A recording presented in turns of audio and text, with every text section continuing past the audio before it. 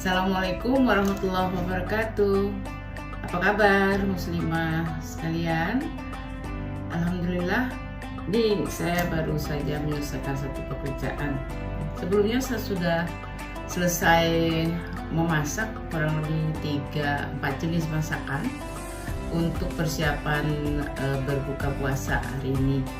Alhamdulillah ya. Saya hari ini harus mengerjakan 2 jenis pekerjaan proyek ya yang harus saya siapkan. Sementara nanti setelah kegiatan berbuka puasa ya ada lagi kegiatan lain yang harus saya selesaikan.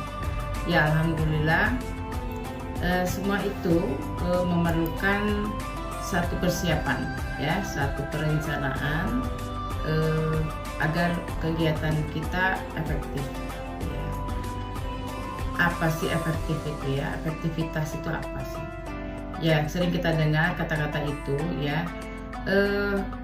Kaitan dengan efektivitas itu berkaitan dengan potensi atau sumber daya manusia yang harus diberdayakan untuk mencapai target tertentu. Nah, ukuran efektivitas itu dapat dilihat dari kuantitas pekerjaan tersebut, kemudian kualitasnya, juga range waktu. Ya, sebagai contoh, misalnya dalam 1 jam tadi ya, seorang harus dapat memasak 4 jenis masakan. Kemudian, apakah dia mampu menyelesaikannya dengan baik? Maka masakannya enak. Dari segi kualitas, jumlah masakannya kurang lebih 4 masakan, kemudian waktunya dalam waktu 1 jam.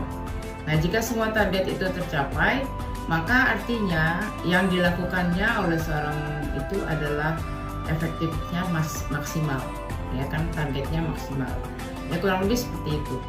Nah, bagaimana di bulan Ramadan ini kita sebagai seorang muslimah dituntut untuk multitasking ya multitasking itu aja mampu membagi satu tubuh kita ini untuk beberapa pekerjaan di dalam satu waktu yang bersamaan kurang lebih ya.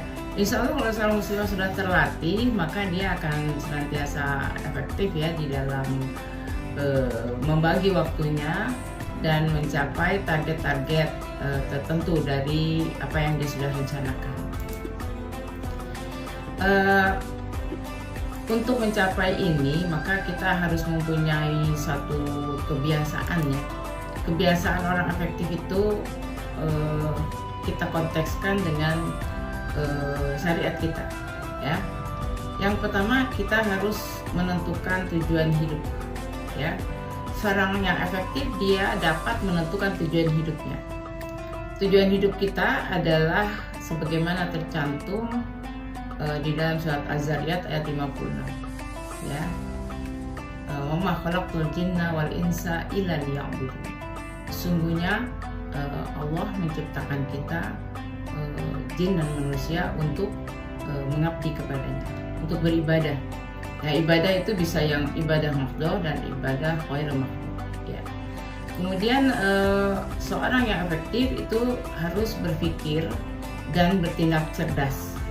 Nah, ini sebagaimana kebiasaan orang efektif ya, muslimah efektif, dia harus selalu beramal ma'ruf nahi mungkar ya, dan taat kepada Allah dan Rasulnya sebagaimana tercantum di Ali Imran ayat 110 ya. A'udzubillahi minasyaitonirrajim.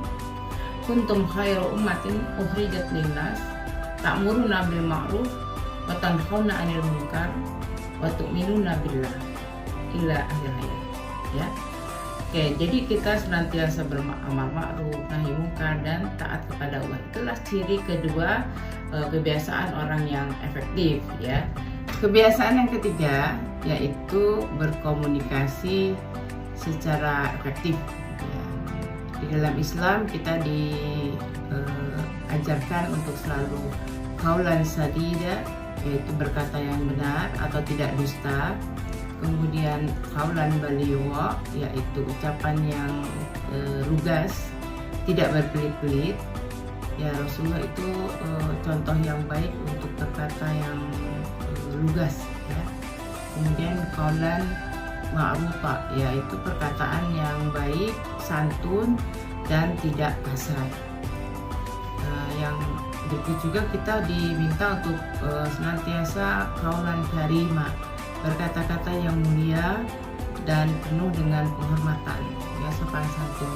Kemudian qaulan layyinan, itu ucapan yang lemah lembut. Kemudian juga qaulan maisura, ya, ucapan yang menyenangkan dan tidak menyinggung perasaan.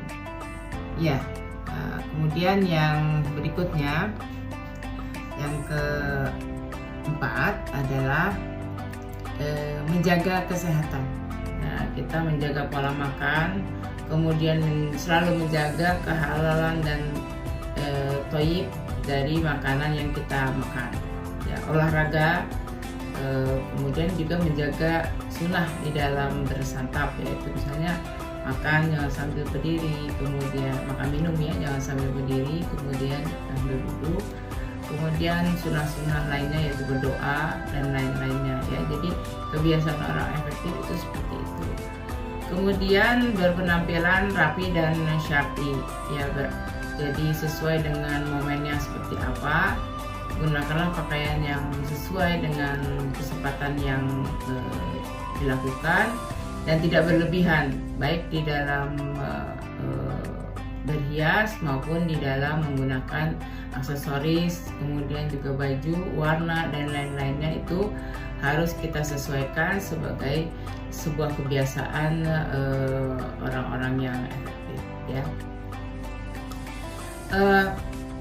Itu barangkali yang bisa kita pahami dari untuk supaya di bulan Ramadan ini kita coba melatih diri kita untuk senantiasa menjadi muslimah yang efektif, sehingga apa yang kita lakukan itu berdasarkan rencana yang sudah diskala prioritaskan.